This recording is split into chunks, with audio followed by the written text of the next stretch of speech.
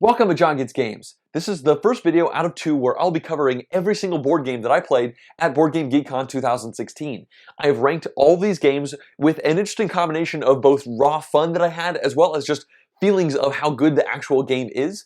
In this video, I'll be covering the 25 through 11 games, which means I'll actually be starting off with the games I didn't like so much. And you can, of course, skip ahead to the ones you specifically want to hear about or watch the whole thing. And in the second video, I'll be covering the top 10. So let's go ahead and begin.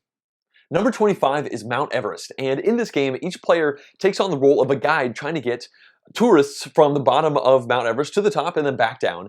And you get money when you get them to the top, and you get some more money when you get them down to the bottom. And you can pick and choose between rich tourists who are not very good climbers, and then kind of survivalist tourists who are not going to give you as much money, but they are more likely to survive the trip up and down. It's kind of funny. You get some points in the form of, I guess, money for getting people to the top, and if they die on the way back down, you still got to cash in some of those points. So thematically, that's a bit odd. And the reason this one is number 25, this is the worst game we played at the convention, well, part of it is because we didn't even finish the game. We were just not having fun with this one. We were probably close to 2 hours in and felt like we had at least 30 minutes left. And part of that's probably on us. This is the last game that most of us played in the second day of the convention. So we were in like hour 14 or something like that. The rules teach took a little bit of time. The rules were really not good. There were a couple questions we had where we like passed the rule book around twice trying to figure out some really basic questions. And again, that might be just because we were really tired, but that's also not a great rule book from my perspective. And the game also felt really repetitive. We just felt like at a certain point we're like, why should we keep playing? All we're doing is running up to the top of the mountain and then running back down again. There was not much of a feel of progress as you were playing it. The only real thing that came into play with that is you can expend these oxygen tanks, and when you do that, you kind of do a little bit of deck building. You draw an oxygen card into your hand, and then it goes in your discard, and then stays in your deck, but it starts the game not in your deck. But you could also potentially draw a bad oxygen card into your hand, and then it's going to kind of clog things up as well, and use these oxygen cards to help rehabilitate your tourists as they're going up and down, and you can stop them in tents that you can strategically place up and down on this mountainside. But yeah, there's not a whole lot more to say about it. We got really bored. Nobody was enjoying it. It felt like we were just going through a basic repetition, and nobody even really cared if they were winning or losing, so we just stopped playing it. Number 24 is Key to the City London, and this is the first Key style game that I've played. There's a whole series of board games by the same designer that have Key in the name. And maybe the fact that this is my first one is part of the reason why I did not enjoy this at all. In fact, the general feeling that I had, as well as the two friends that I was playing this with had, was just really kind of bored the whole way through the game. About halfway through, we just started kind of rushing it to get through to the end because we were just not enjoying the whole process of the game. It had some neat ideas. What you're doing in this game is you're doing some bidding as well as some kind of hex tableau building in front of you. So there are these hexes that are in the middle of the table, and you can activate them to do various abilities for yourself by putting your little workers on top of them. And that's kind of neat. And you can also bid on buying these tiles and bringing them into your area at the end of a turn, which is also kind of neat, especially considering the way you bid is sort of an auction where you put a certain number of your workers out next to that hex. And if somebody comes around and they outbid you, then you can pick up your workers, your initial bid that is now not winning, and do something else with them, which I really like that aspect. That's an issue I have with many auction games, is just that, you know, if you get beat and you just suddenly have nothing, it can sometimes feel like you lose turns, and you definitely don't have that sensation in this game. But that did not make the game feel compelling or interesting in the slightest. I don't know, the art style didn't really do much for me, and one big thing that you're doing in this game is you are spending your workers to get these little tokens, and you could use these tokens to cash in for various colored sticks, little pieces of wood. There's like 6 colors. 2 of them are incredibly close, and we realized that near the end of the game there's 2 browns, or there's like a gray and a brown that are really, really similar in color, and one of my friends is colorblind. It didn't end up being a problem specifically him. In fact, it was a bigger problem for me, and I'm not colorblind, and that tells you something.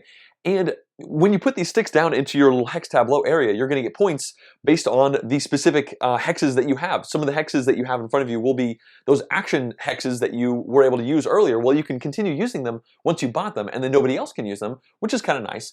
And then some hexes that you buy are just going to give you straight victory points.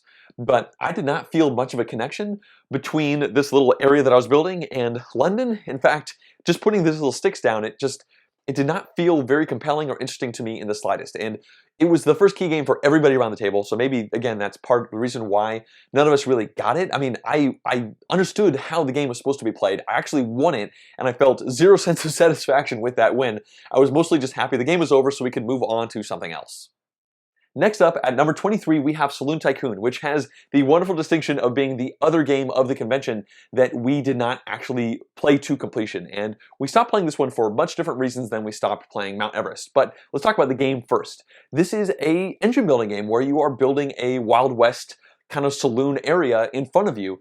And it has a very neat three-dimensional aspect to it where you are building these tiles down into your area, and then you're putting these little wooden cubes down, and once you have enough of them, you kind of build a foundation to put new tiles on top, and you kind of stack things up, and some of the tiles need to be on specific levels, and you are also trying to aim for a variety of objectives. There are some personal objectives, and there are some public objectives, and they might have to do with the various heights of some of your buildings, and also the buildings, when you complete these tiles, you are going to get specific one-shot bonuses that let you do extra actions. So you have quite a bit of comboing when you're playing the game. You only get, I believe it was 2 actions on a turn, but there were some times where you could end up doing like 5 or 6 things with those 2 actions if you set things up just right so that you do this, and then you do this, and then you do that. And that kind of thing is fun. I enjoy doing combos.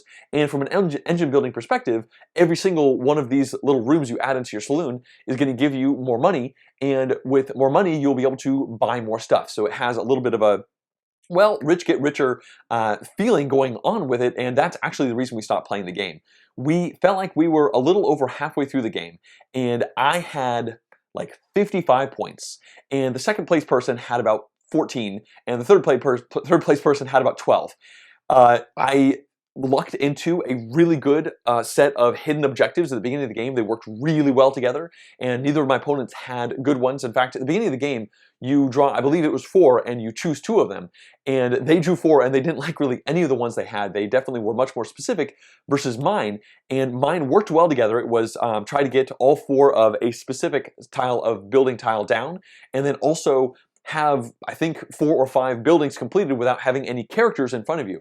And this is kind of a neat aspect to the game, actually. They are these townsfolk characters who will come into your area if you built certain specific layers to your building, and those people will, in general, give you points. And then there are these 4 nefarious people who are going to come into your area when you do specific things, and they're kind of like a check and balance in the game. Like the first person to, I think it was, well, they'll do things like if you are building too many of these little foundation structure bit pieces, then they'll come over and make those more expensive. Or if you're the first person to get one of these nice character cards that give you 5 points at the end of the game, this other person comes along and is worth -5 points. So essentially negates that first person that you have. Another person comes in and forces you to discard extra cards in order to play these saloon cards that are really nice. So there are definitely detrimental things that come into play with having some of these characters in front of you. So anyway, I had these 2 that were both all about building cheap tiles as fast as I could, so I did that, and I started getting tons of money relatively early, whereas both of my opponents had cards that actually had them needing one of the negative people in their town, so they're kind of working towards that before they realized that they had dug themselves in a hole as I just ran away with a victory because they just never got their money-making engine going fast enough. And they found it very frustrating. There's also a reasonable amount of take that in the game where you can play these cards that will do beneficial things to you and potentially steal things from your opponents or send these bad people over to your opponents. In fact, as just a basic action in the game, you could spend, I think it was 7 money, in order to send one of these negative people not away from your town necessarily, but into somebody else's town. So once these bad people are in circulation, they're always going to be camping on somebody. And, well, yeah, at the end of the day, I was just running away with it. I wasn't having fun running away with it. It didn't seem like much of a challenge at that point because I was getting like 11 or 12 money a turn at that point, and my opponents were getting like 5 or 6, and they both had the negative people on them, and you need money to bump those negative people off, and they didn't have the money to do it. It was just a rich get richer situation. I would probably give this game a shot again if I played it with the same people because they would not find themselves in that same hole, but I don't know. It was not a very satisfying experience. I felt like the game probably has a good core in there somewhere, but it probably needed some more polish to stop things like rampant runaway leader situations from happening.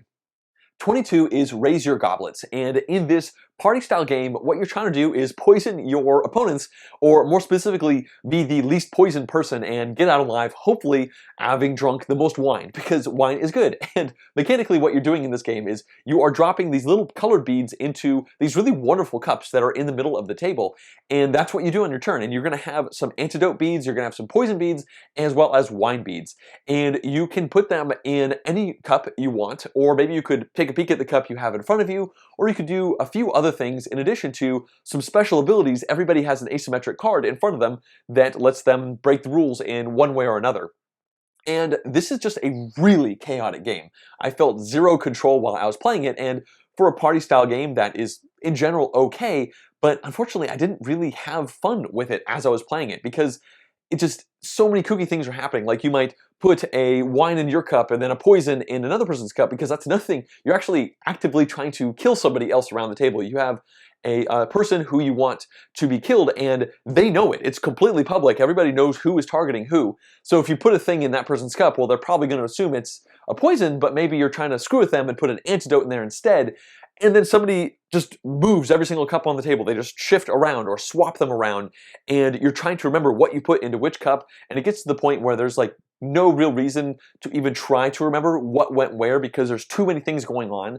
And I feel like if I had been somewhat intoxicated, like a little tipsy, playing this as maybe even a drinking game, I would have enjoyed it more. But sitting there in the convention hall, like playing this game, I just never really got into it. I ended the game with a score of 1 point that I got on the very last round. I had 0 points going into that point. So I'm very bad at this game, and that might be part of the reason why I didn't enjoy it very much.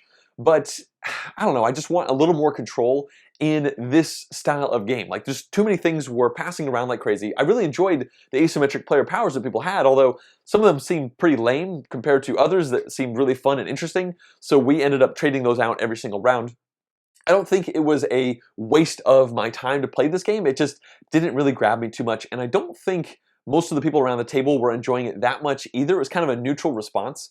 We also had a situation where one of my friends decided rather early that the way to win this game was to be the person to place all of their beads out first, and then they are the one who essentially initiate the end of the round, and that person is going to have the final action. And this is a very powerful thing.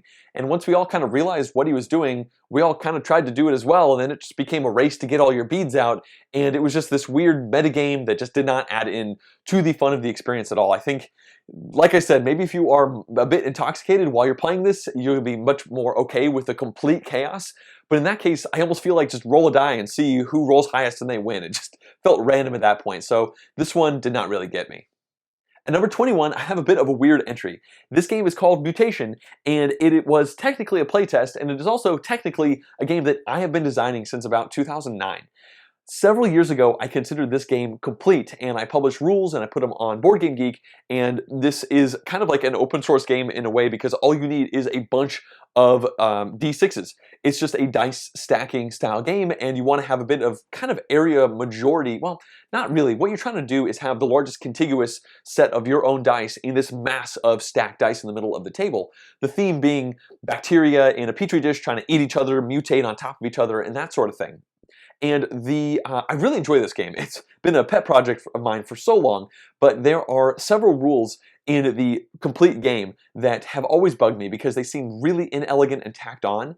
They were necessary. Without them, the game faltered and actually kind of broke down in a couple ways, but that never sat well with me. I always wanted to shave off those rules and come up with a new rule that made more sense. For instance, with the old style play, I just said you weren't allowed to stack up to a 4th level. You could put a single die down, you could put a second one, a third one, and then the third one is the top. You couldn't go above that because that's what made the game work. But I hated that just kind of blatant forced rule style. That's just not an elegant solution to me. So this playtest involved me trying to work through a new idea that I had, where I said you could only stack on top of a die of an opponent's if they were adjacent to a certain number of other dice that were equal to the level. And if you don't know how to play the game, that's fine. What I'm trying to say is, instead of just saying you're not allowed to do a 4th die because I say so, I allowed it to go up to a fourth or a fifth die in very rare situations, and we played this whole game and nobody stacked a fourth die, which made me really happy because that means that I might be on the right track to a more elegant solution to get a similar style gameplay with a less of an authoritarian rule set. However, the reason this is at number 21, well, first of all, I'm tempering my expectations. I mean, this is a game that I've been designing, and also a couple of the other things I tried didn't work out too well. Another issue I have with the game as it was complete a few years ago is that there is a very large amount of last player advantage. So I was experimenting around with having a variable end to the game, and what ended up happening is one player was out for like the last 9 turns of the game while everybody else was doing turns, and they did not enjoy that too much and they came dead last, and that was bad. So obviously this is why you play test games. That tweak definitely needs some more help, but in general I enjoy this one. I think 2 out of the 4 people enjoyed it quite a bit. That was me and one friend, and one person didn't like it at all, but he doesn't like dice games in general. So I don't think I have too much else to say about this. I don't want to sound like I'm hawking my own wares, but I was really happy to get a playtest in of this with 3 people who had never played the game at all, so it was a bit of a blank slate for some of these new tweaks that I was trying to put into the game, and I'm really happy that one worked great, and I'm pretty bummed that the other one was a complete failure. Number 20 is Innis, which is a very popular game right now. It's getting a lot of hype, and all of us sat down at the table with relatively high expectations. What's going on in this game is you have various domain pieces on the board in front of you with this really cool puzzly edge. They kind of lock in together, which is important because you're going to add new chunks to the board as you're playing it, and we found that having them all interlock was nice because you could kind of push them around and they'd all stick together, which was neat. The art style in this game is rather compelling, and I really enjoyed that, but mechanically what's going on is you're trying to get to one of 3 different victory conditions, and they involve either spreading out to 6 of these areas on the board, or having your people in regions that have up to 6 of these sanctuary pieces that can get added onto the board in various ways.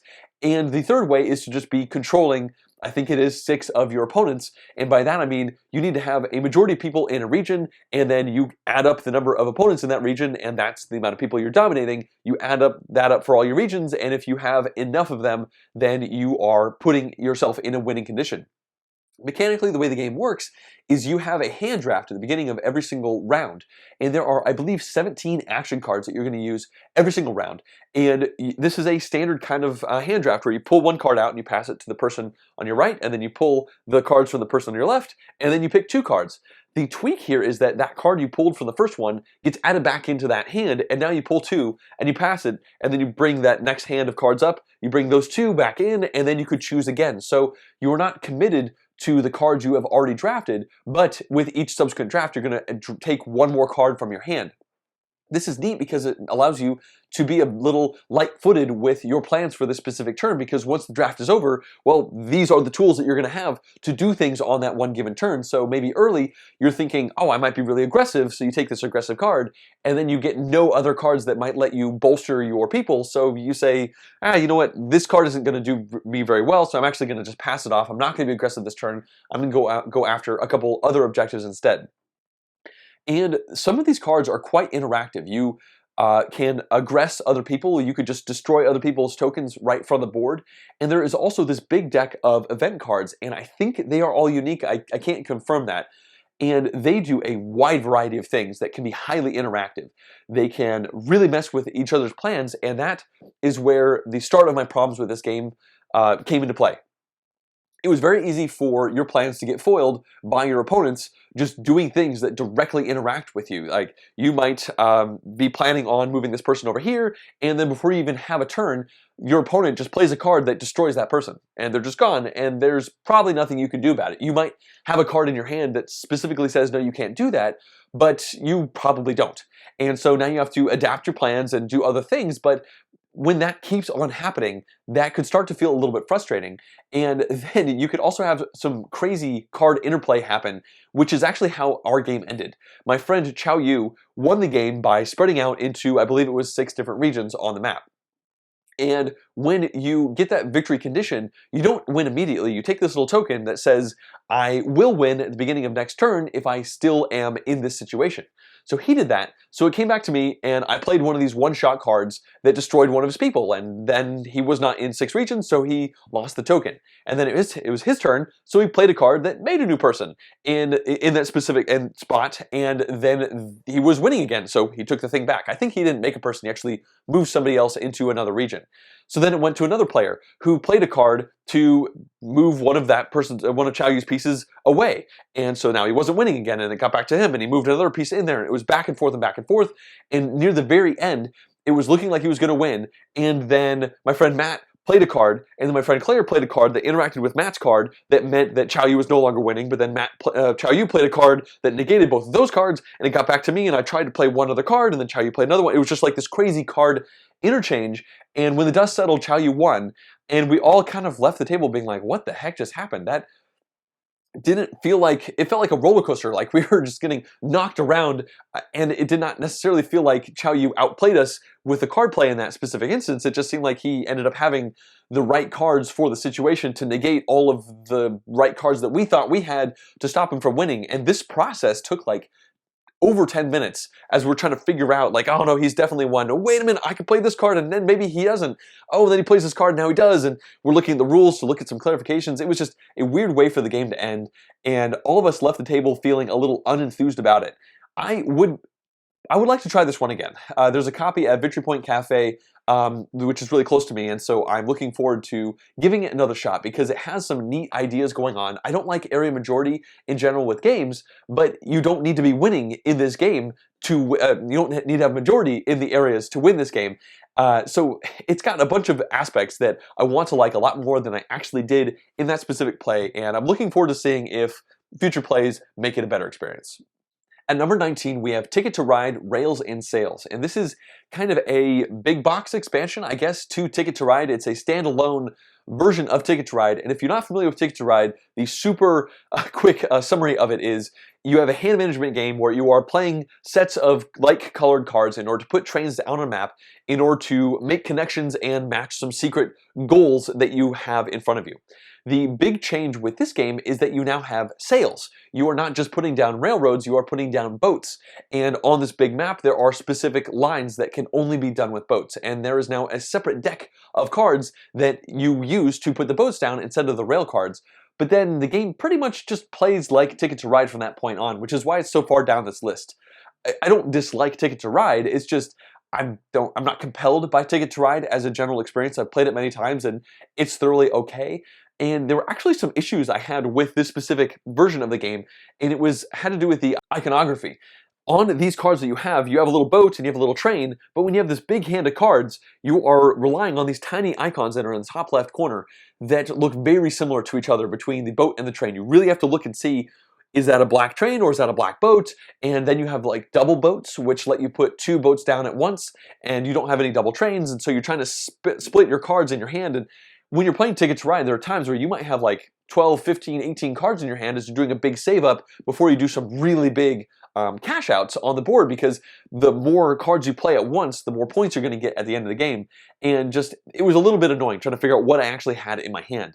I don't really have too much else to say about it. We all kind of left the table feeling like, well, if I want to play Ticket to Ride, I'll just play Ticket to Ride. There was really no reason to play the Rails and Sails version of it. It was not a bad experience, it just kind of added complexity for no real reason, at least as far as we were concerned. Number 18 is Ice Cool, which is a pun on high school, because here you have penguins in high school and you are flicking them around this crazy box trying to either run away from the hall moderator, or as the hall moderator, you are trying to catch all the other penguins. Now this is a dexterity game, and in general, I like dexterity games, especially flicking style games. They're just fun, they cause people to laugh, crazy things can happen. And in this one, the pieces that you are flicking are these kooky penguins that kind of flop around. So when you flick them, they're not just like a disc. They are going to kind of spin around, they can do crazy curve shots. You can flick them really hard and they'll actually jump over into another room if you get lucky. I tried it a few times, I don't think I pulled it off once. And this was a neat little game. One of the best parts about the game is the production value, I guess, of the game, because it's a box. The game comes in a box, but you actually clamshell out, or not clamshell, sorry, all the boxes are nested, and you pull them out, and each one is slightly smaller than the rest, so they can fit in here, and then you clip them together, and it ends up being this really big game on the table. So kudos to the production team who put this game together. That's really great. But mechanically, while I had fun with it, it was a little kooky because you're trying to flick your people through these specific doors, and when you do that correctly, you get to draw these fish cards that are just straight up points for you at the end of the game. And it kind of seems like whoever draws the cards better wins. I mean, of course, you need to flick good in order to get through the doors in order to draw the cards. And if you draw too many of the 1 value cards, you actually get, I think it was a bonus turn or something like that. There's a benefit you get for drawing really poorly, but if somebody just draws a bunch of 3s and you draw 1s and 2s, then that person's gonna win. And I think this is one of those games where winning is not necessarily the goal. The goal is to just have fun while you are trying to catch your opponents or just run away and trying to flick through these different doors. I think when it comes to a dexterity game, it was not that compelling. I'd rather just play Crokinole or some other dexterity style games, but it was a fun-ish game while I played it. I think if it was set up on the table at a game day and somebody asked me if I wanted to play it again, I would totally do it. Number 17 is Edenia, and this is a game I knew nothing about. It's a brand new game. In fact, at one point when I was looking at the hot games area of the library at BGG.con, I saw it and I thought, huh, that looks silly, and I just moved on. Like, the name means nothing. It's a terrible name. What it should really be called is Space Goats or something like that. I guess technically they're sheep. And there's a funny little anecdote about this game. We were a couple days into the convention, and my wife Jessica was having a great time, and she loves goats in general. She thinks they are adorable. And she told me, she said, if I find a game about goats, do you promise to play it with me? And I said, sure, why not? And she showed up about 10 minutes later from the library with this game. And as I said, it turns out they're sheep, but they certainly look like goats, and we just called them goats throughout the whole game. And we all played it, and I was pleasantly surprised with the experience, having known nothing about this game. What you're essentially trying to do is get your little goat meeples over to the from one planet all the way to the other side of the board, and you are doing this by drawing tiles, placing them down, and your goats will follow these crazy little space paths. This is a very random game, but the production value is ridiculous. It's just the actual figurines that you have are fully painted, and they look great, and they have different sculpts, and the art on the board is really wonderful. But like I said, what you are doing is you're saying, I'm going to move this goat, and then you kind of move it until they get to a stopping point. You draw a tile, and you don't even have a decision for how that tile fits. It has to go in one specific orientation, you plunk it down, and then you trace along to see how far the goat goes. It's kind of like Suro in that aspect, where you are just flying all over the board, and as the board gets bigger, you will be able to do various kooky things. You can go to planets, and then at certain planets you can put down a flag, and then you'll have victory points if you have that flag at the end of the game. There are other planets that will give you little one-shot bonus abilities that will let you do various things, like maybe just give you victory points, or maybe give you an extra turn, that kind of thing. It was pretty random. It was pretty darn fun. We laughed quite a bit. The ending conditions are a little weird. If somebody gets all 3 of their space goats to the end, then they just win right out. Or if somebody can prove that they, at that moment, have 42 points exactly, then they win immediately, which did not happen. And lastly, if 6 goats make it to the very end, and again, technically they're sheep, but I think it's way better as goats. If 6 goats get all the way to the very end, then you just count up the amount of victory points everybody has and see who wins. It was a pleasant experience. I think if somebody had a copy of this game, I would totally teach it and play it again, because it was silly, it was fun, there were some pretty kooky happenstances that happened while we were playing it, and it did not overstay its welcome. It was probably a 35-40 minute game. So yeah, neat little game with a terrible name that does no justice for telling you what this game might actually be. I think that a lot of fun could be had with this one, depending on your group style, and also depending on how heavy a game you want to play in that moment. I think as a kind of super filler at the 30 to 40 minute level, there could be a good time here. Number 16 is Kanagawa, and this was relatively high on the list of games that I wanted to try at the convention because it has a wonderful art aesthetic to it, has these really great pieces, and it looks like it had a little bit of engine building style tableau sort of thing going on here. And mechanically what you're doing with this game, well, I guess thematically you are trying to paint a beautiful mural and have the best mural at the end of the game. But as you are doing that, you're also learning new skills that will let you paint the mural better. If you just try to paint the whole game, you will not win. You've got to develop these different attributes, and that is sort of an engine building type of mechanic. And the way the game works is it's sort of like Colorado. And if you're not familiar with that, then disregard that. But what you were doing is you were going to place these cards out on the this top row of this player mat, and then starting with the starting player, somebody can take a column of cards. But at the beginning of the round, it's just going to be one card. Once everybody has either taken a card or passed, then you put new cards out, and so now you have 2 cards that you can grab instead of just 1. And if you pass once again, then a 3rd card will come out. And I love this mechanic. In every board game that I've ever played it in, it's just such a brilliant way to balance some of the cards that come out as well as turn order, because if you are the starting player, well then you get first dibs, but at the same time, once you take something that's good enough for you, then the other spots are going to get re-incentivized, and so you might take these 2 cards that are great for you, but then somebody else farther down is going to get 3 cards, and you can always do something with every card, because you can every card out in the tableau can be turned into skills that will help you paint murals better later, or you could instead use it as a piece of your painting if you have the ability to paint that part. Now, the reason this one is relatively low down the list is because most of the people around the table did not feel too engaged with it. I enjoyed it to a certain extent. It was fun. It played out the way I kind of expected it to, although the engine building aspect to it was a lot lighter than I thought it would be. You gain the ability to paint new types of terrain like water or mountains or forests and that kind of thing, and you might need to have multiples of those. Like, this one specific painting card might require 2 mountain skill in order to go there, so you are incentivized to maybe take a card that will let you do a 2nd mountain painting. But once you have used one of those skills in front of you, you put your little paintbrush down on it, and you can't use that skill again until you move that paintbrush away.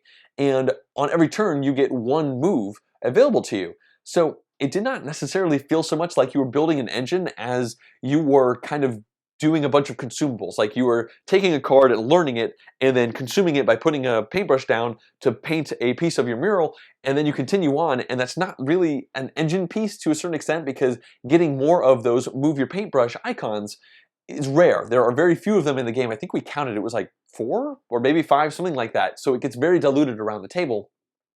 And yeah, at the end of the day, none of us felt as compelled about the actual gameplay as we had hoped we would going into it. I love that style of drafting the cards in the public tableau, but at the end of the day, it did not wow me as much as I'd hoped.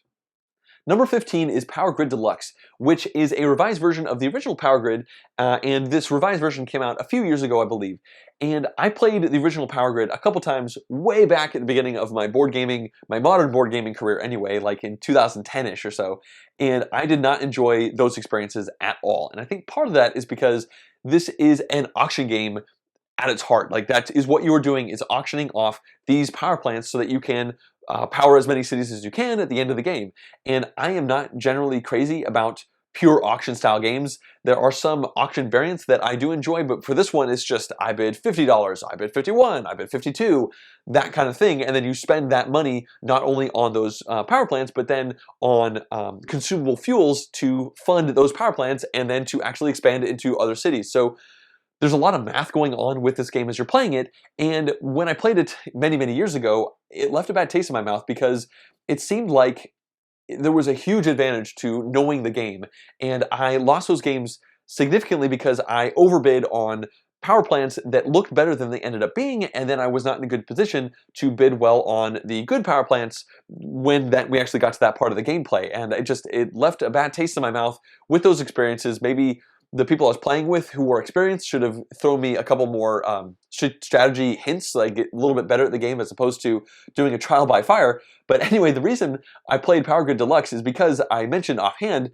to my friend Bill Corey Jr. that I had these negative experiences, and he said, he pretty much begged me to play Power Grid Deluxe with him to show that with this revised version, the power plants have been a little bit more streamlined so that there are not these objectively terrible power plants anymore, and one of the resources was not used very well at all, so now that's been somewhat upgraded and there are power plants that you can use that, and other fuels. There are a bunch of other little tweaks that went into making this revised version, and I said, you know what, it's been so many years, I want to give this one a shot again because everybody's always talking about Power Grid, so I figure having a new fresh take on it would be a good idea.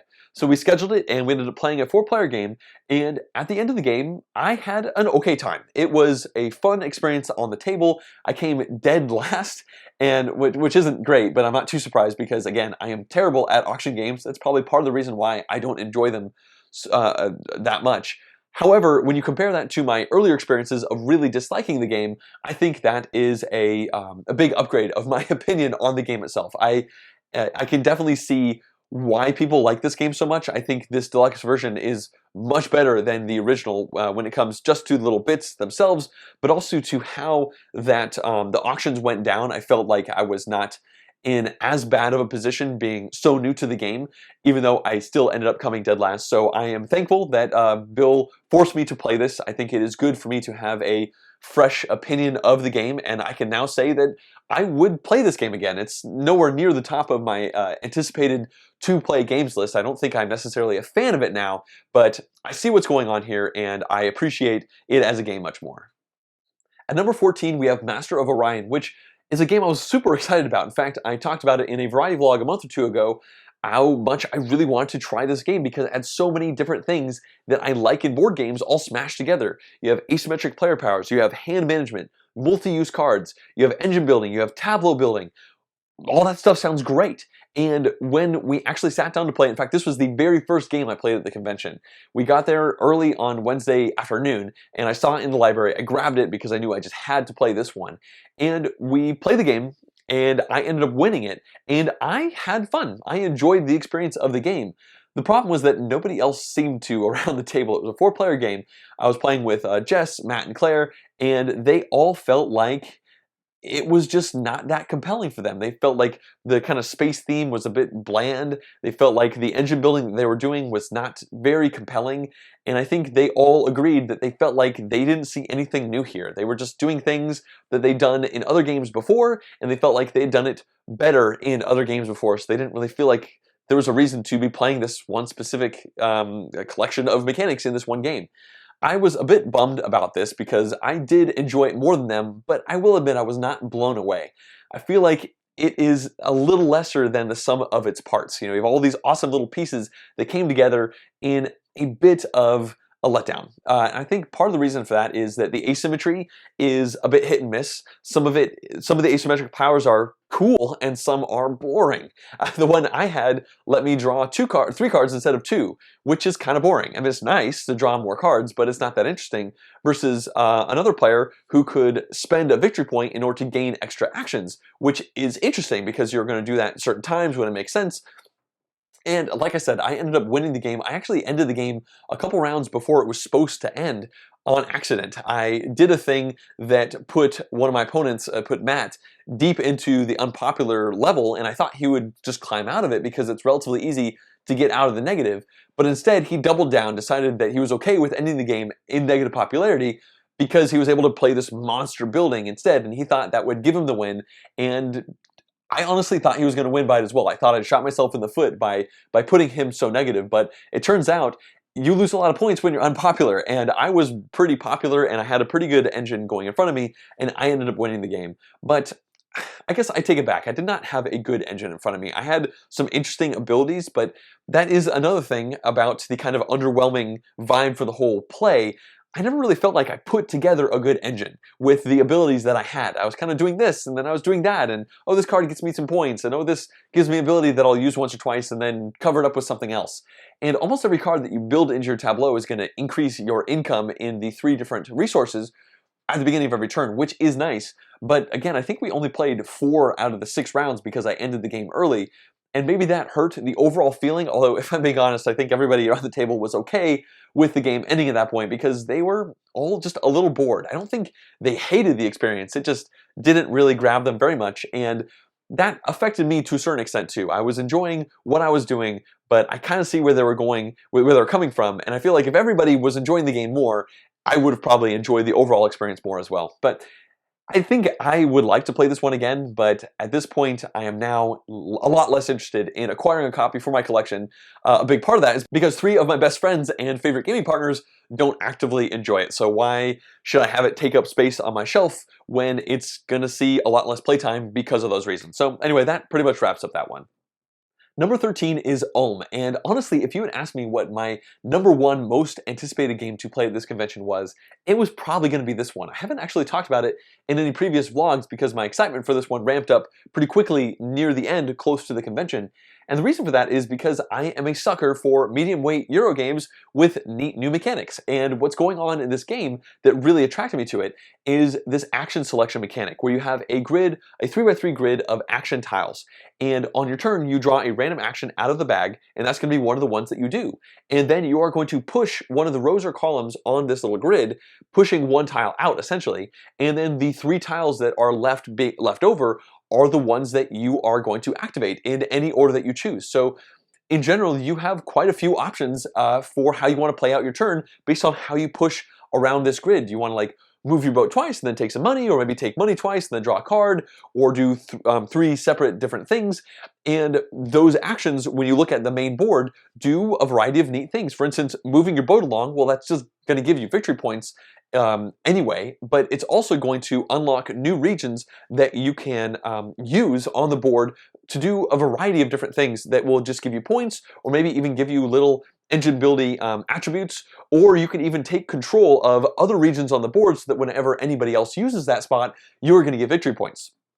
That's all really neat, but I did not like it that much. I don't know, I've been going back and forth on this one. I don't think I disliked the experience, but my expectations for this game were so high. Like, I thought that this one would be also one of my favorite games of the convention. And when we ended the game, I just kind of felt a little underwhelmed by the whole experience. It was kind of the opposite of Master of Orion, because everybody else around the table seemed to enjoy it more than I did. But once again, I actually won the game, which is a little weird to be a little underwhelmed and dislike it more than everybody else, but still win.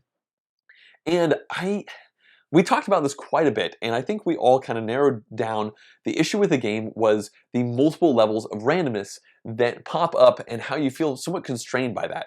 First of all, you have the tile you pull out of the bag. Well, that's one of the things you're going to do. Now, you can spend a little sparrow token in order to swap that out for another one that's on the board, so you have a little bit of control there, but those sparrow tokens are really important, and they can potentially be worth victory points at the end of the game, so that's another thing to keep in mind. But then also, when you go to draw cards, you just draw blind from the top, and if you spend a little bit more selective with your resources that you spend to draw cards, then maybe you draw 2 cards, and you can look a little bit deeper.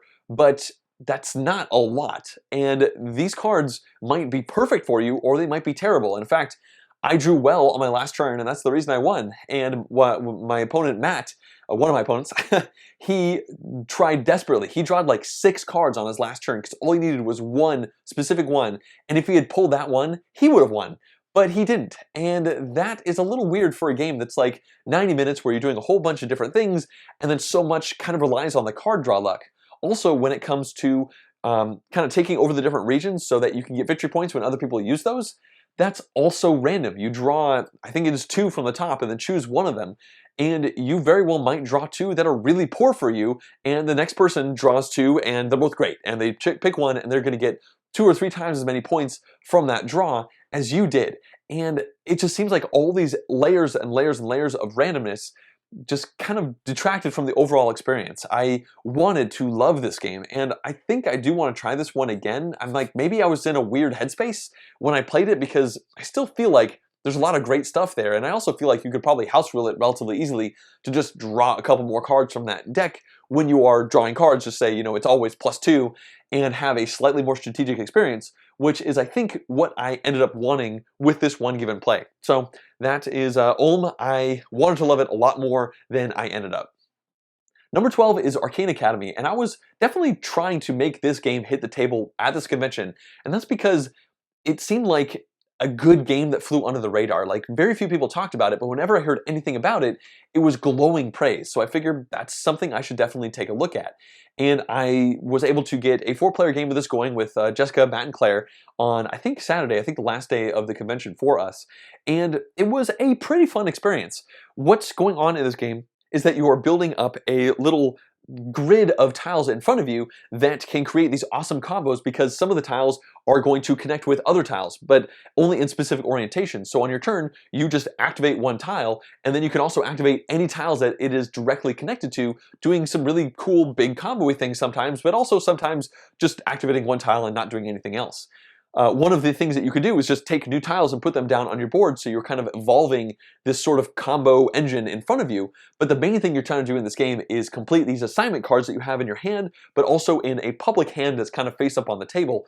And these cards can do one-shot abilities for you that just give you resources or just give you a bunch of points, but they could also give you some kind of engine building aspects, like when this happens, this also happens type of conditional effects.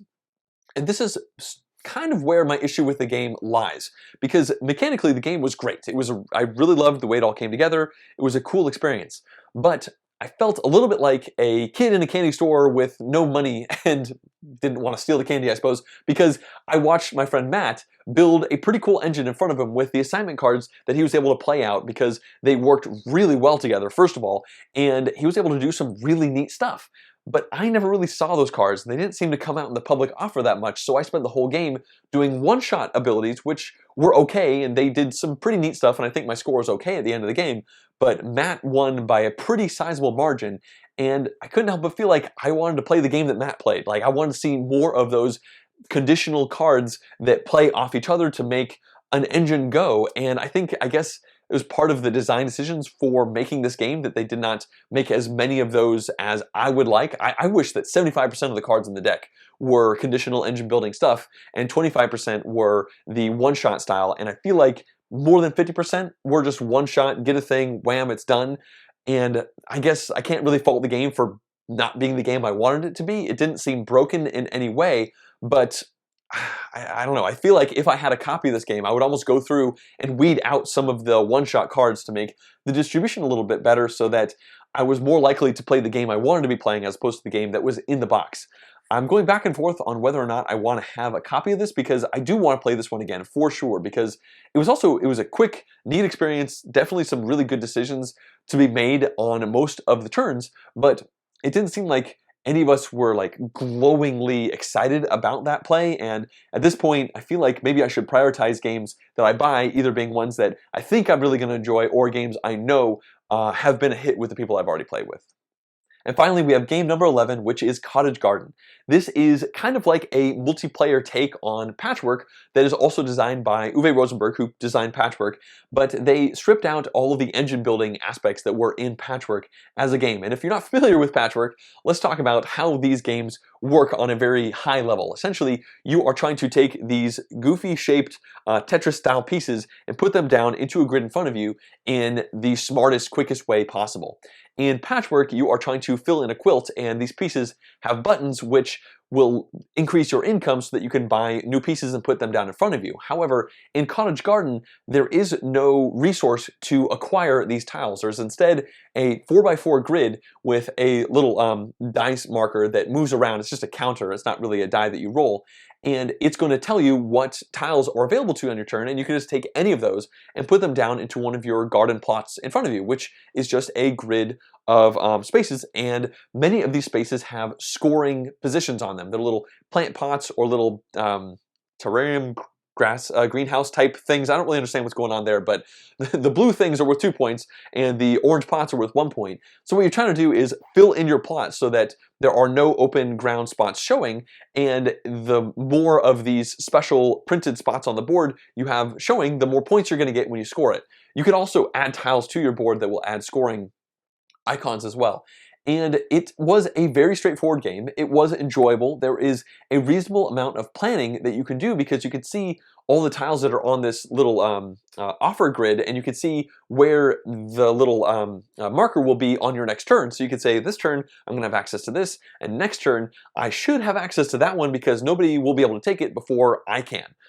Also, you have all of the tiles that are not in use kind of spread around the table with a little wheelbarrow showing you where you're going to be drawing from, and whenever you have a turn where there are not enough tiles in the row, then you are going to refill it in from that overall offer. And there's this kind of neat mechanic where you have these little cat tokens. They're really cute and cuddly looking, and you can discard them in order to force a refill of the row. So part of what you're thinking about doing is the pieces you have available right now, and also what you have in the future, but also what is not even on the board, and maybe you discard that token to pull the correct tile away from the outer ring and put it onto the board so you can grab it and put it into your area.